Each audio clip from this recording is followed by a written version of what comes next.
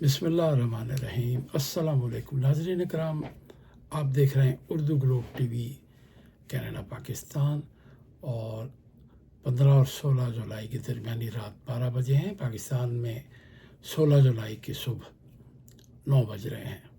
آج کئی اہم خبریں آپ سے شیئر کریں گے، اس پہ تبصرہ بھی کریں گے۔ کچھ خبریں پاکستان، کچھ کشمیر سے، اور کچھ عالمی سطح پر جو صورتحال ہے، خاص طور پر مشرق وسطیٰ کی یا ایران اور امریکہ کی جنگ کی، اس کے حوالے سے بات کریں گے۔ آپ سے گزارش کریں گے کہ ہمارے چینل کو سبسکرائب کر لیں اور ہمیں کمنٹ سے بھی ضرور نوازیں۔ بات کرتے ہیں پاکستان کے زیر انتظام کشمیر میں جموں کشمیر جوائنٹ عوامی ایکشن کمیٹی نے راولہ کوٹ سے مظفر آباد کی جانب جو اعلان کیا تھا لانگ مارچ کا، اس کو 21 جولائی تک مؤخر کرنے کا اعلان کیا ہے۔ تنظیم کی کور کمیٹی کے حوالے سے بتایا گیا ہے کہ یہ فیصلہ کور کمیٹی کے متفقہ مشورے سے کیا گیا ہے۔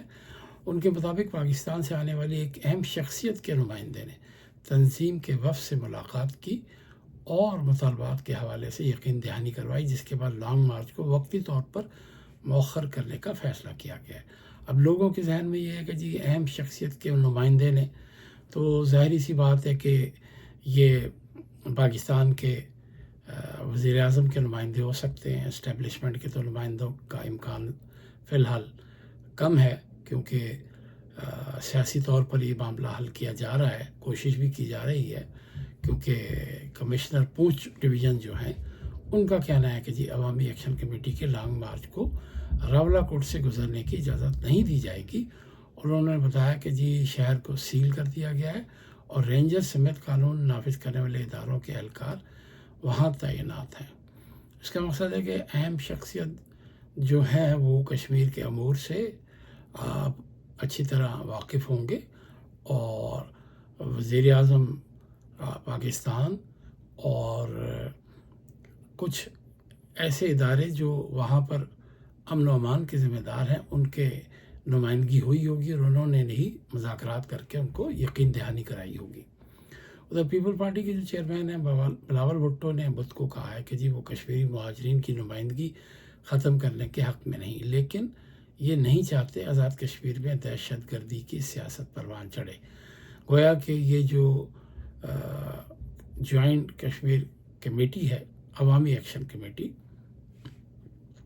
بلاول یہ کہنا چاہتے ہیں کہ جی آزاد کشمیر میں دہشت گردی کی سیاست کو پروان ہم چڑھنے نہیں دیں گے۔ تو یہ کیا وہ یہ کہنا چاہتے ہیں کہ یہ کمیٹی جو ہے یہ دہشت گردی کو پروموٹ کر رہی ہے، دہشت گردی کو فروغ دے رہی ہے؟ انہوں نے کہا کہ جی کشمیر میں جاری بحران میں وفاقی وزراء کے نامناسب بیانات کی وجہ سے اضافہ ہوا، اور ایسا راستہ نکالنا چاہیے کہ اس بحران سے چھٹکارا پایا جا سکے۔ انہوں نے کہا کہ جی کشمیر کا فیصلہ کوئی اور نہیں بلکہ کشمیری ہی کریں گے، اور ایکشن کمیٹی کا موقف ہے کہ ان نشستوں اور ترقیاتی فنڈ کی جو ریاست سے باہر منتقلی ہے نا، اس سے مقامی وسائل پر بوجھ پڑتا ہے۔ اس کے علاوہ حکومت کے ساتھ ہونے والے معاہدوں کے تحت کارکنوں کے خلاف مقدمات ختم کرنے، کریکٹر سرٹیفکیٹ کے اجراء میں رکاوٹیں دور کرنے، اور پاکستان رینجرز کی تعیناتی کی مخالفت بھی ان کے مطالبات میں شامل ہے۔ کمیٹی نے مفت اور معیاری تعلیم و علاج، ہسپتالوں میں ڈاکٹرز، عملے، ادویات اور تشخیصی سہولیات کی فراہمی، بین الاقوامی ہوائی اڈے کے قیام، سرکاری ملازمتوں میں بعض کوٹا سسٹم کے خاتمے، آٹے اور گندم کے معیار کی بہتری، گرڈ اسٹیشن اور قدرتی وسائل پر مقامی اختیار، منگلا ڈیم سے متعلق معاوضوں کی ادائیگی، ماحول دوست ہائیڈرو منصوبوں، کرپشن اور سفارشی کلچر کے خاتمے اور انتظامی صلاحیت کا بھی مطالبہ کیا ہے۔ 38 نکاتی فہرست میں نوجوانوں کے لیے بلا سود قرضے، روزگار یا بے روزگاری الاؤنس، ٹیکسوں میں رعایت، معذور افراد کے لیے ملازمتی کوٹا، عدالتی اور بلدیاتی اصلاحات، طلبہ یونین انتخابات، اڈہاک تقرریوں کے خاتمے، تاجروں کے تحفظ، کم از کم 50,000 روپے ماہانہ اجرت، اور سینیٹری ورکر کو زمین کی الاٹمنٹ جیسے مطالبات بھی شامل ہیں۔ اب یہ ان کے مطالبات میں کئی ایسے ہیں جسے حکومت فوری طور پر تو تسلیم کر سکتی ہے، لیکن بہت سارے مطالبات میں بہت وقت چاہیے. جیسے ایئرپورٹ بنانے کے لیے سال چاہیے، بہت بڑی رقم چاہیے، وہ اتنا آسان نہیں ہے. ہاں، جو 50,000 کی انہوں نے بات کی، تو میرا خیال ہے کہ جی چونکہ پاکستان میں 38,000 روپے مزدوروں کی تنخواہ کے بارے میں کہا جاتا ہے، تو آزاد کشمیر میں ممکن ہے اس کے قریب تنخواہ یا اجرت مقرر کر دی جائے، اور کچھ مطالبات مانے جا سکتے ہیں، کچھ میں ٹائم لگ سکتا ہے. اب ادھر امریکہ نے کہا ہے کہ جی ایران کے خلاف حملوں کی ایک نئی لہر ہم نے شروع کی ہے، یعنی بدھ کو یہ کہا گیا ہے، اور ٹرمپ نے تہران کو خبردار کیا ہے کہ وہ بہتر رویہ اختیار کرے. امریکی فوج کے مطابق آبنائے ہرمز سے گزرنے والے جہازوں کو خطرے میں ڈالنے کے لیے استعمال ہونے والی ایرانی فوجی صلاحیتوں کو نشانہ بنایا گیا. فوج نے یہ بھی کہا اس نے ایک ایسے جہاز پر فائرنگ کی جو ایران کی بندرگاہوں پر عائد کردہ نئی بحری ناکہ بندی کی خلاف ورزی کرنے کی کوشش کر رہا تھا. یہ پیش رفت ایسے وقت میں سامنے آئی جب ایران نے دعویٰ کیا کہ اس نے بحرین اور کویت سمیت خطے میں امریکی فوجی اہداف کو نشانہ بنایا ہے. دونوں ممالک کے درمیان جنگ ختم کرنے کے لیے ہونے والے ابتدائی معاہدے کے باوجود 5ویں روز بھی کشیدگی برقرار رہی. ایران کے جو اسپیکر ہیں غالیباف، انہوں نے کہا ہے کہ جی جنگ یا مذاکرات کا فیصلہ ایران کے سپریم لیڈر کے اختیار میں ہے. انہوں نے کہا کہ جی قومی سلامتی اور قومی مفادات کو مد نظر رکھتے ہوئے یہ فیصلہ کیا جاتا ہے کہ جنگ یا مذاکرات میں سے کون سا راستہ اختیار کیا جائے، اور اس حوالے سے حتمی اختیار سپریم لیڈر اور مسلح افواج کے سربراہ کے پاس ہے. انہوں نے ایرانی عوام سے اپیل کی ہے کہ وہ اس معاملے میں سپریم لیڈر کے فیصلے کی پیروی کریں. اور آبنائے ہرمز کے بارے میں محمد باقر غالیباف نے کہا کہ ایران نے 40 روزہ جنگ کے دوران اس اہم بحری گزرگاہ کو اس لیے بند کیا تھا کیونکہ اس سے ملکی سلامتی کو خطرات لاحق تھے. ان کے مطابق آج بھی ایران کی قومی سلامتی کا تقاضا ہے کہ آبنائے ہرمز پر ایران کے انتظامات برقرار رہیں. ادھر ایران کے جو نائب وزیر خارجہ ہیں کاظم غریب آبادی، ان کا کہنا ہے کہ امریکہ نے ایران کے خلاف دوبارہ فوجی کارروائیاں شروع کر کے مفاہمتی یادداشت یعنی MOU جو ہے اس کی خلاف ورزی کی ہے، اور یہ معاہدہ عملاً ختم ہو چکا ہے. گزشتہ 4 روز سے امریکہ اور ایران کے ایک دوسرے پر حملے جاری ہیں، جہاں واشنگٹن اپنی فوجی کارروائیوں میں ایران کی ساحلی علاقوں کو نشانہ بنا رہا ہے. وہیں تہران نے خلیجی ممالک میں امریکی فوجی اڈوں پر حملے کرنے کے بھی دعوے کیے ہیں. ادھر واشنگٹن کا کہنا ہے کہ اس کا مقصد ایران کی تجارتی جہاز رانی کو متاثر کرنے کی صلاحیت کو کمزور کرنا ہے. دوسری جانب امریکی صدر ڈونلڈ ٹرمپ نے ایک بار پھر ایران کے خلاف بحری ناکہ بندی کا اعلان کیا ہے. امریکہ کی جانب سے ایران کے فوجی اہداف پر حملوں کی نئی لہر شروع کیے جانے کے بعد ایران نے خطے کی دیگر اہم بحری تجارتی گزرگاہوں کو بھی بند کرنے کی دھمکی دی ہے. پاسداران انقلاب کی جانب سے ایک بیان میں کہا گیا ہے کہ آبنائے ہرمز میں اس وقت تک بند رکھی جائے گی جب تک امریکہ اپنی جارحانہ کارروائیاں ختم نہیں کرتا. ایرانی حکام نے خطے میں تیل اور گیس کی برآمد کے لیے استعمال ہونے والی دیگر اہم آبی گزرگاہوں کو بھی بند کرنے کا عندیہ دیا ہے. یہ بیان ایک ایسے وقت میں سامنے آیا ہے جب امریکی سینٹرل کمانڈ نے گزشتہ روز اعلان کیا کہ امریکی فوج نے ایران میں فضائی اور بحری حملوں کے ساتھ ڈرونز کا بھی استعمال کیا ہے. اس سے قبل امریکی فوج کی جانب سے ایران میں فوجی اہداف کو نشانہ بنانے کے لیے رات کے وقت بھی ایک 7 گھنٹے طویل کارروائی کی تھی. حالیہ دنوں میں امریکہ اور ایران کے درمیان بڑھتی ہوئی کشیدگی نے عالمی معیشت کے لیے آبنائے ہرمز کی اہمیت کو نمایاں کر دیا ہے. ایرانی حکومت کی ترجمان نے کہا ہے کہ جنوبی ایران پر حالیہ امریکی حملوں میں 30 سے زائد شہری ہلاک ہو چکے ہیں. ایک بیان میں انہوں نے کہا کہ ملک کے جنوبی حصوں میں حالیہ دنوں کے دوران ہونے والے حملوں میں 30 سے زیادہ شہری اپنی جانوں سے ہاتھ دھو بیٹھے ہیں. ایران سے موصول ہونے والی اطلاعات کے مطابق ان حملوں میں عام شہریوں کی ہلاکتوں کے واقعات مختلف علاقوں سے رپورٹ کیے جا رہے ہیں، اور بتایا جا رہا ہے کہ جی ہلاکتوں کی تعداد خاصی زیادہ ہے. ایرانی فوج نے دعویٰ کیا ہے کہ صوبہ سیستان اور بلوچستان کے علاقے بامپور میں ایک فوجی چھاؤنی پر امریکی حملے میں 7 افراد ہلاک اور متعدد زخمی ہوئے ہیں۔ یہ بڑا نقصان ہے ایران کا، اور سیستان اور بلوچستان کا علاقہ یہ بہت قریب ہے پاکستان سے اور پاکستان کے بارڈر سے، یہاں پہ خاصا نقصان ہوا ہے۔ اور وہاں فوج کے شعبہ تعلقات عامہ نے کہا ہے کہ جی ایرانی زمینی فوج کی ایک بیرک کے رہائشی حصے کو لگ بھگ 13 میزائلوں سے نشانہ بنایا گیا۔ بتایا گیا کہ حملے میں ایران شہر کی 388ویں برگیڈ سے تعلق رکھنے والے 7 اہلکار، جن میں حاضر سروس اور ریٹائر اہلکار شامل تھے، ہلاک ہوئے ہیں، جبکہ متعدد زخمیوں کو علاج کے لیے اسپتال منتقل کیا گیا ہے۔ پاسداران انقلاب نے خبردار کیا ہے کہ اگر ایران کی تیل اور گیس کی برآمدات کو روکنے کی کوشش کی گئی یا انہیں مسلسل معطل رکھا گیا تو خطے کے دیگر ممالک کی برآمدات کو بھی متاثر کر سکتے ہیں۔ کہا گیا کہ ایران اگر اپنی توانائی کی برآمدات انجام نہیں دے سکتا تو دوسرے ممالک بھی محفوظ طریقے سے اپنی برآمدات جاری نہیں رکھ سکیں گے۔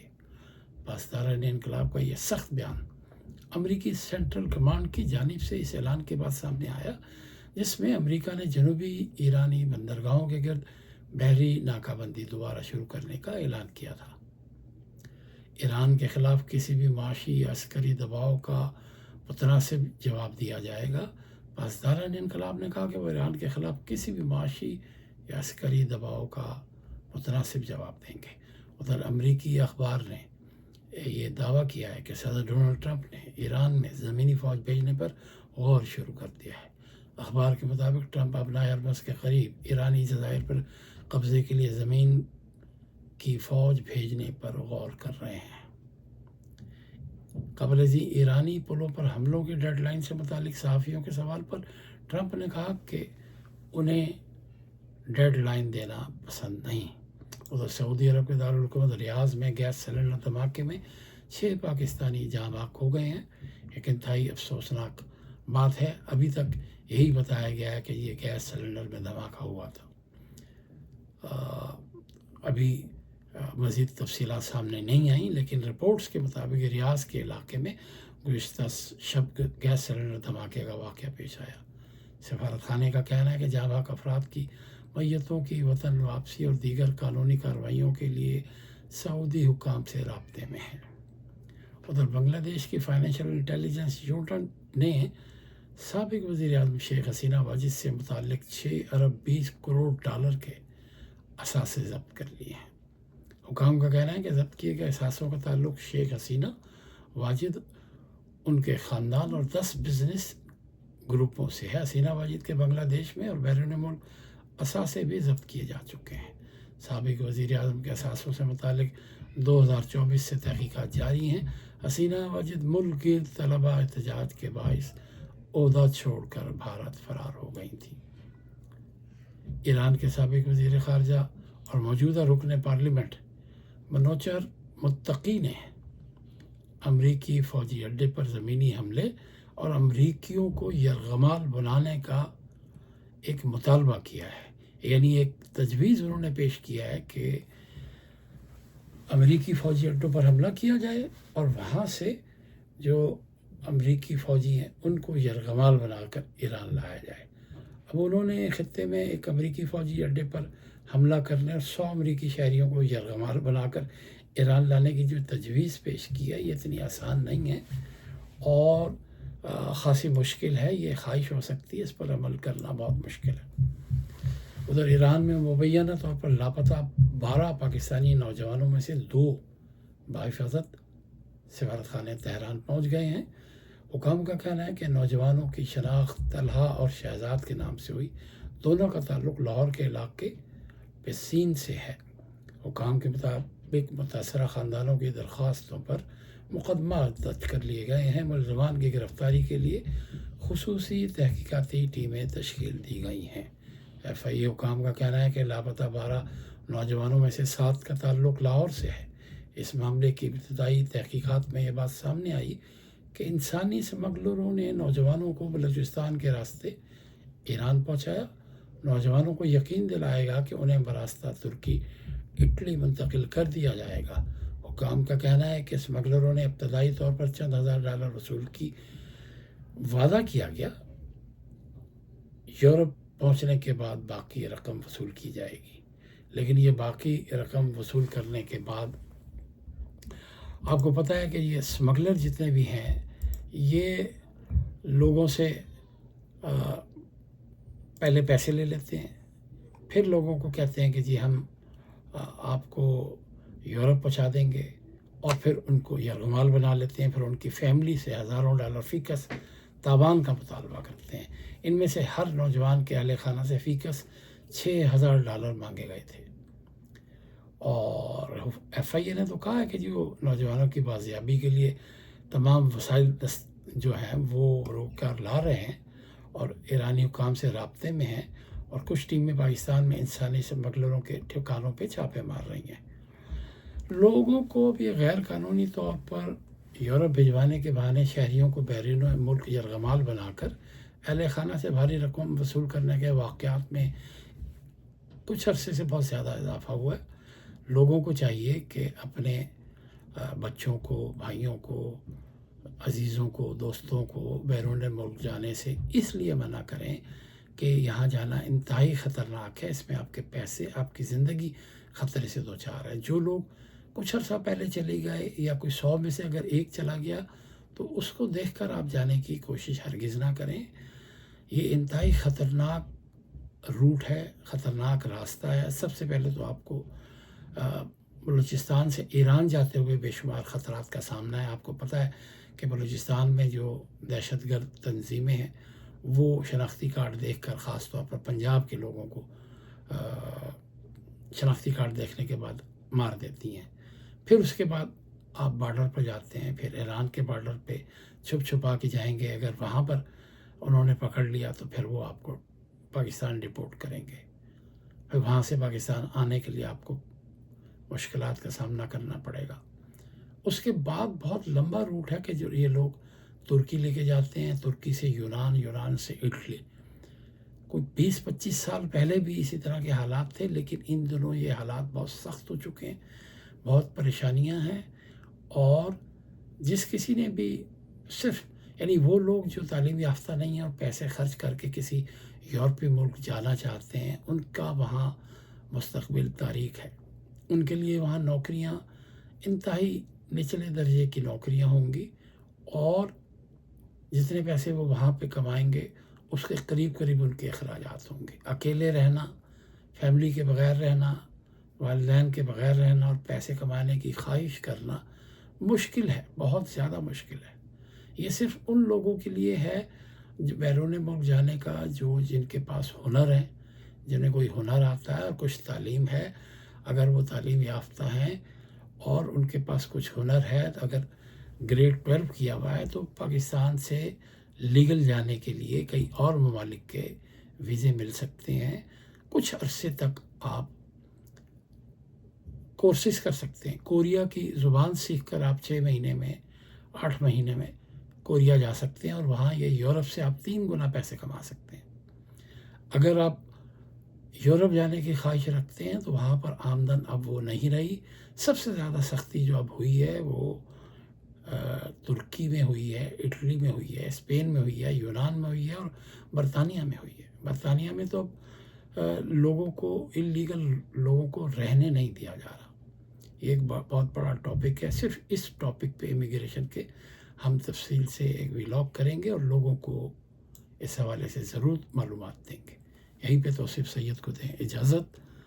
اردو گلوب ٹی وی آپ دیکھتے رہیں۔ کینیڈا میں ہمارا اردو پوسٹ اخبار بھی ہے۔ آپ ہمیں ٹی وی چینل کے حوالے سے کچھ رائے دے سکتے ہیں، کچھ گائیڈنس دے سکتے ہیں، کچھ مشورہ دے سکتے ہیں۔ کوئی اہم خبر یا کوئی اہم ٹاپک پر اگر ویلاگ کے حوالے سے آپ ہمیں رائے دیں تو ہم اس پر بھی گفتگو کریں گے۔ آپ سے ریکویسٹ ہے کہ ہمارا چینل سبسکرائب کر دیں، شیئر کر دیں، لائک کر دیں، اور کچھ کمنٹ سے بھی نوازیں۔ ہمیں آپ کی سپورٹ کی ضرورت ہے۔ جزاک اللہ۔ السلام علیکم۔